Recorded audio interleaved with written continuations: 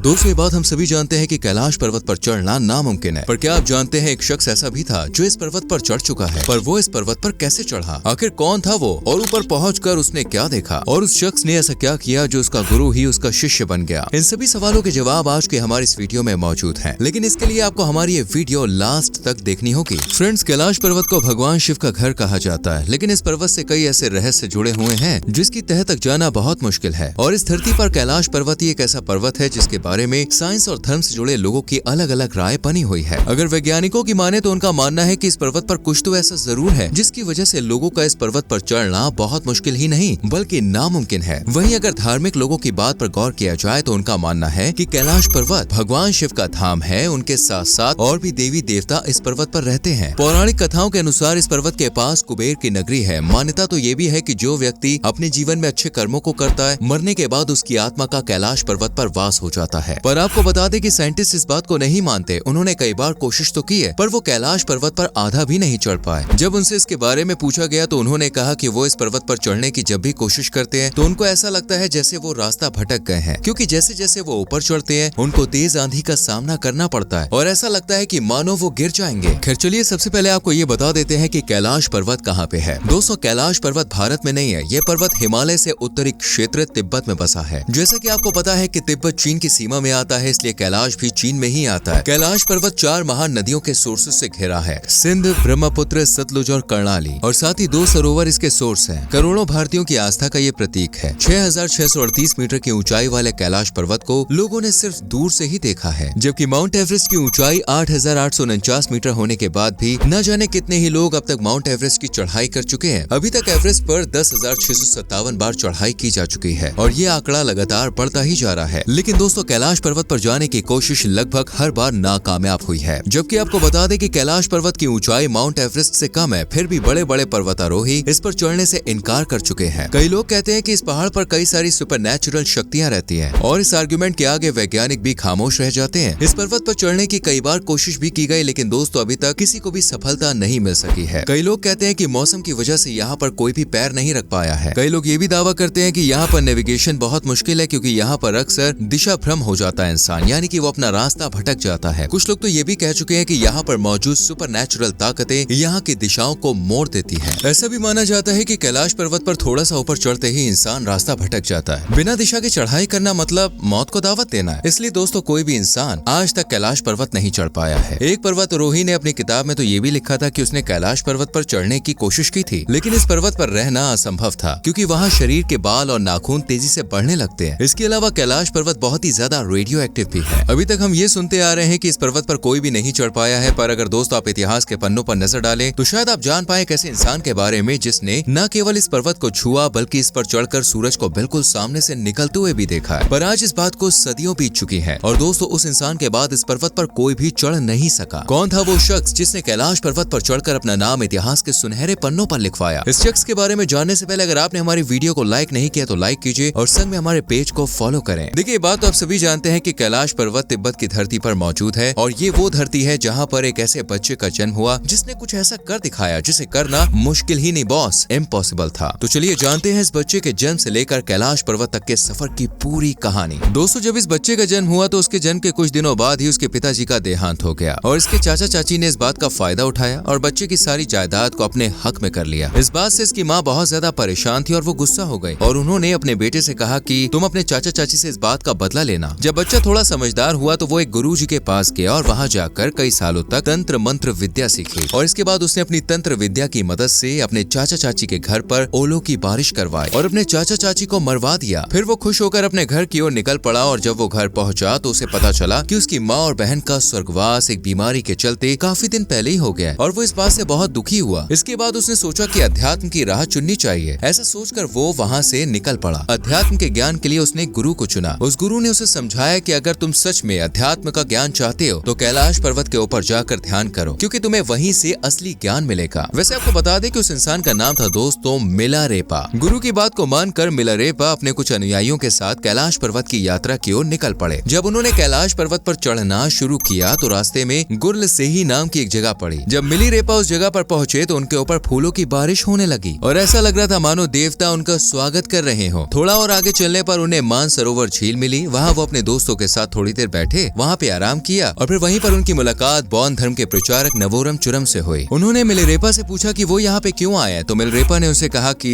मैं कैलाश पर्वत पर ध्यान लगाने के मकसद से यहाँ पर आया हूँ। इस बात पर नवोरम ने उनसे कहा कि यहाँ पर वही आ सकता है जो बौद्ध धर्म को मानता हो। इस पर मिलिरेपा ने उनसे कहा कि हमारे गुरु ने कहा है कि कैलाश पर्वत पर जाकर ध्यान लगाने से ज्ञान मिलेगा। इस बात को लेकर दोनों में काफी बहस हुई। इस बहस का नतीजा ये निकला कि जो सबसे पहले कैलाश की चोटी पर पहुंचेगा उसका ही कैलाश पर्वत पर हक होगा। मिलिरेपा ने नवोरम की ये शर्त स्वीकार कर ली और थोड़ी देर आराम करने के मूड से वो वहीं पे बैठ गए। लेकिन नवोरम ने अपने उस समय को ना बर्बाद करते हुए कैलाश पर्वत की चढ़ाई शुरू कर दी। और जब नवोरम कैलाश की चोटी तक पहुंचने वाले थे तभी मिलिरेपा के एक दोस्त ने जगाया और कहा कि क्या आपको कैलाश पर्वत पर ध्यान नहीं लगाना है। उस पर मिलिरेपा ने कहा कि बिल्कुल लगाना है और तुरंत उठकर वो कैलाश की तरफ बढ़ने लगे। उधर नवोरम जैसे ही कैलाश की चोटी पर पहुंचे वैसे ही सूर्य निकलने लगा और सूरज की तेज रोशनी के कारण नवोरम वहाँ पर खड़े ना हो सके और थोड़े से पीछे हो गए। उनके पीछे होते ही मिलिरेपा कैलाश की चोटी पर पहुंच गए और दोनों हाथों से सूर्य नमस्कार करने लगे, जिस वजह से सूरज की किरणें मिलिरेपा के अंदर एंटर करने लगी। ये देखकर नवोरम समझ गए कि ये कोई साधारण इंसान नहीं है और दोनों हाथ जोड़कर उनसे माफी मांगी। मिलिरेपा ने उन्हें माफ कर दिया और अपने गले से लगा लिया। इसके बाद मिलिरेपा ने कैलाश पर्वत से कुछ बर्फ उठाकर नीचे फेंकी, जिससे वहाँ पर एक छोटे पर्वत का निर्माण हुआ। तब मिलिरेपा ने उस पर्वत की ओर इशारा करते हुए नवोरम से कहा कि ये पर्वत बौद्ध धर्म के लिए है और तुम यहाँ से कैलाश पर्वत को देख सकते हो। तब से दोस्तों उस पर्वत को छोटे कैलाश पर्वत के नाम से भी जाना जाता है। दोस्तों ये थे मिलिरेपा जिन्होंने कैलाश की चढ़ाई पूरी की और सालों तक वहाँ पर साधना भी की। इस बात को जानकर आपको भी हैरानी होगी कि जिस गुरु ने मिलिरेपा को ये समझाया कि तुम जाकर कैलाश पर ध्यान लगाओ, वही गुरु आगे चलकर मिलिरेपा के शिष्य बन गए। ऐसा भी कहा जाता है कि वो पहले इंसान थे जो सबसे पहले कैलाश पर्वत पर चढ़े और उनके बाद आज तक कोई भी कैलाश पर्वत पर चढ़ नहीं पाया है। फ्रेंड्स, आपको हमारी ये वीडियो कैसी लगी मुझे कमेंट करके जरूर बताएं। वीडियो अच्छी लगी हो तो लाइक और शेयर करें और आने वाली वीडियोस को देखने के लिए पेज को फॉलो करना ना भूलें।